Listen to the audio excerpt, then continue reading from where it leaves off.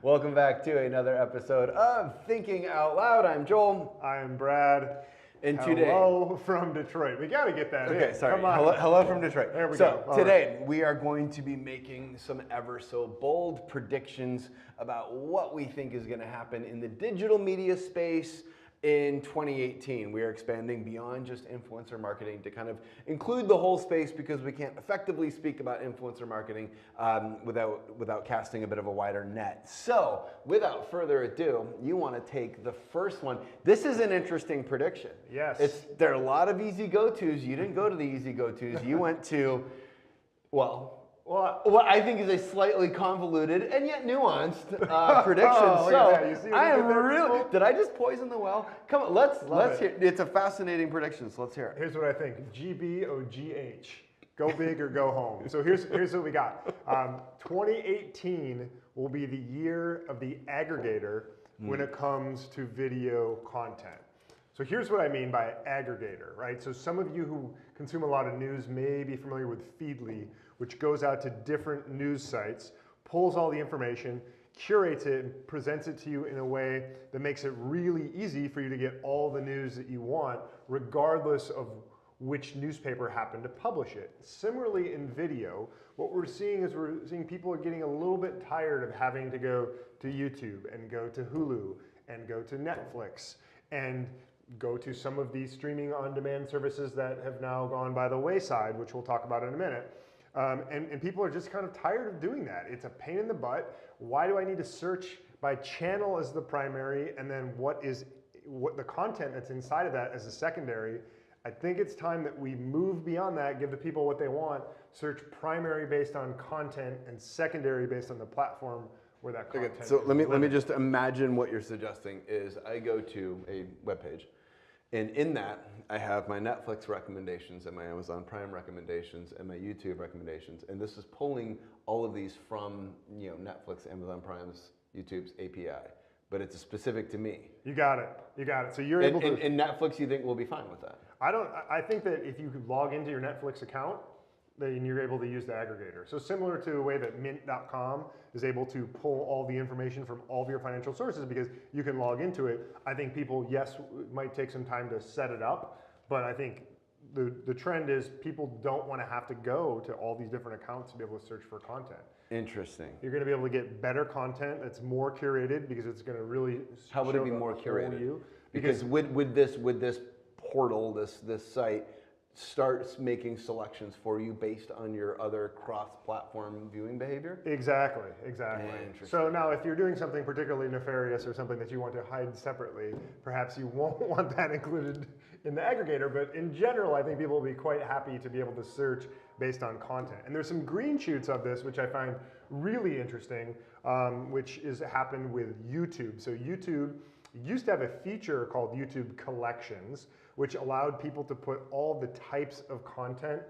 So if you wanted to look at outdoors channels, for instance, rather than just being served this content by YouTube, you could start a collection of some of your favorite outdoors people, right? So Lunkers TV, Demolition Ranch, Off the Ranch, Flair Outdoors. You could create a collection of your own. Now that no longer is part of YouTube's primary core offering on their website, but there is a Chrome plugin for YouTube Collections that you can use to help aggregate that. Okay, so here's where I think you're going to get enormous pushback from these platforms themselves in doing this. I think it's an interesting idea. I think you could very clearly make a case that this is what's best for the consumer. I think this is probably going to be terrible for the platform, and therefore the platforms are going to effectively block it. And here's why. Because YouTube doesn't want you watching the stuff that you've subscribed to. YouTube wants you watching the stuff that similar profiles that the AI has determined means you're going to watch more of. Yeah. They want to hook you on new things. They want to hook you on new things, but they just want watch time. And they've got millions of data points that say if you feed them this, and this content, then their watch time is going to. Right. So I have never subscribed to a sports channel. And yet YouTube knows that I love the top 10 greatest football trick plays of all time. And it shows up again and again and again. And I probably watched it 4 or 5 times. Like, oh, I wonder if there's something new this time. Is there a new trick play? Some time has passed.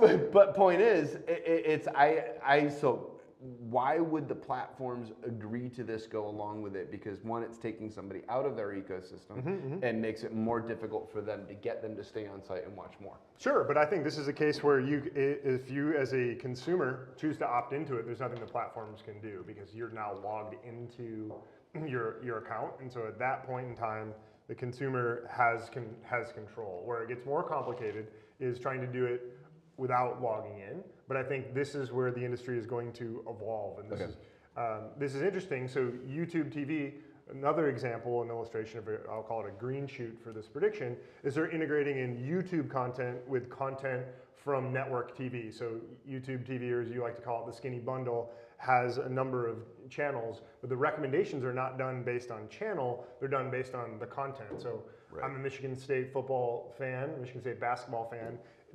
I don't care that it's on Fox or ESPN or ABC, I care about the content. So it's making those recommendations based on the content, and you can search based on the content, not having to look at the channel first. So it's interesting to see. We've seen some other new platforms try to build up themselves full screen, created a streaming video on demand, offering $6 a month. That has gone by the wayside. That has failed.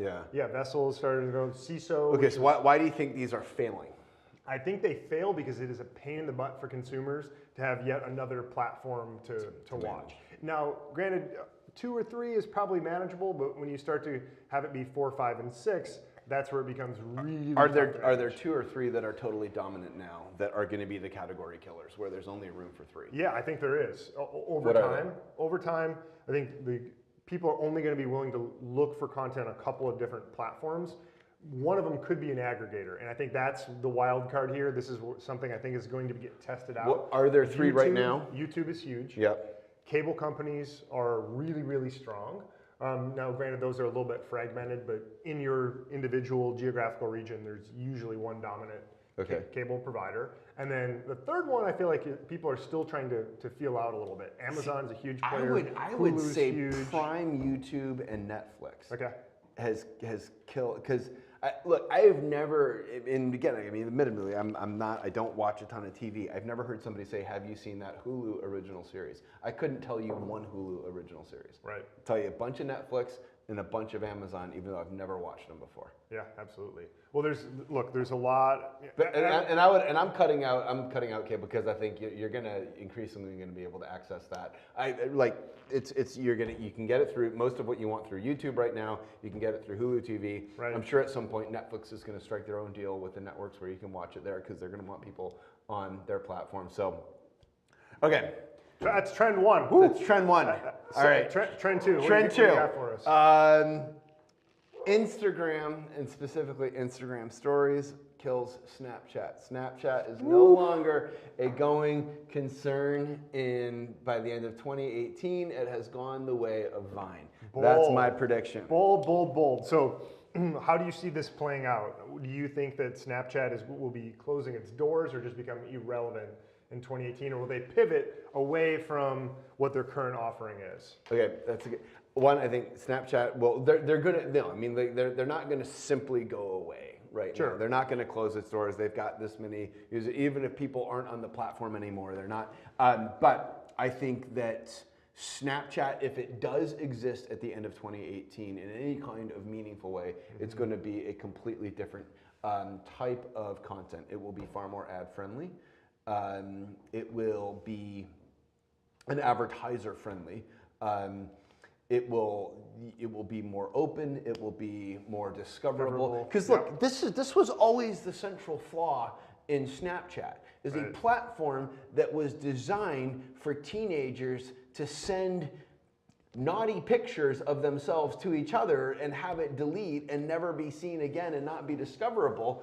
Isn't a platform that is going to be geared toward advertisers. And like that's great that you've got different kinds of engagement. I think you're never going to get the kind of over 35 adoption, like that demographics adoption of Snapchat in a way that you got the older demographics adoption of Facebook. And that Facebook's growth and value and advertising value has grown exponentially to the degree that they've appealed to a non-teen audience. What's interesting is that Facebook started out in college at a similar point in time in their life cycle, targeted towards college audience. Do you think at a similar point in their life cycle, people were saying the same thing about Facebook, which is you're never going to get out of the college market. This is going to be something that's going to be really, really tough to monetize. It's really about helping people find a way to hook up with someone else in college.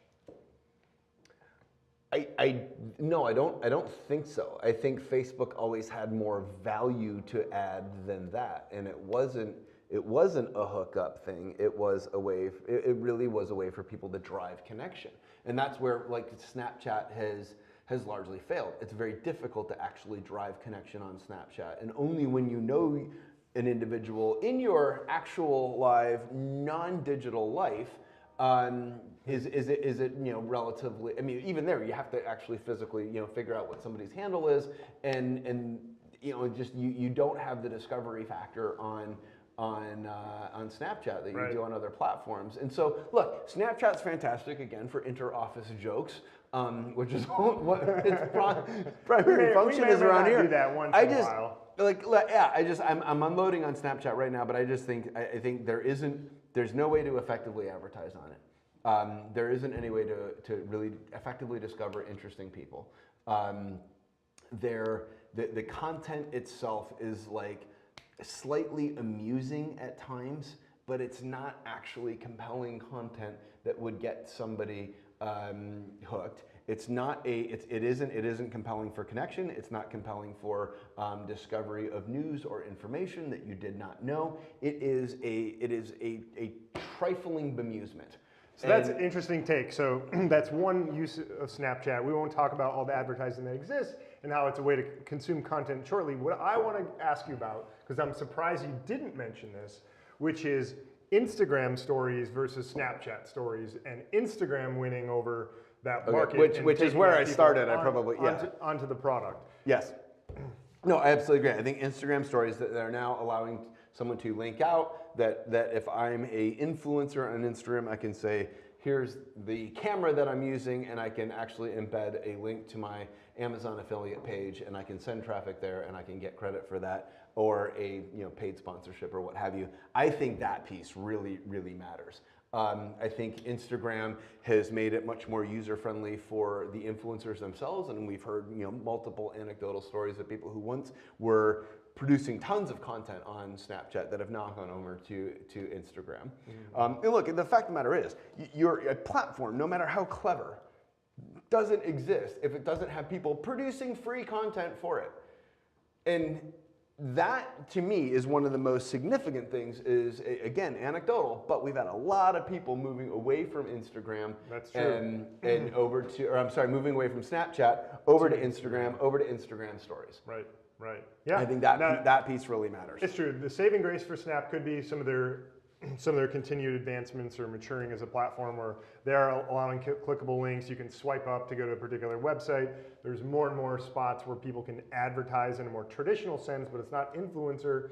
But maybe that's time to leave this trend alone and then go and say, okay, we talked about two trends for 2018. Yes. What do we think this is going to mean for different brands and advertisers?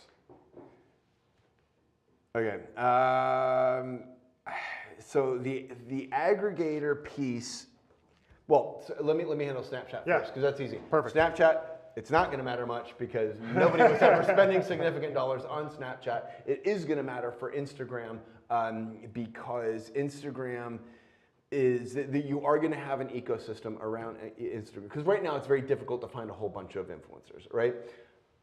Entrepreneurial organizations are going to say, here are all the top, 300 fitness influencers on Instagram, and they'll make it very easy. And of course, there are certain platforms that are doing that right now. So I think that is going to that we're going to see enormous growth in. When it comes to the aggregators, That's a question for you. What do you think that is going to matter for how somebody buys media? And we're not really even talking about influencer.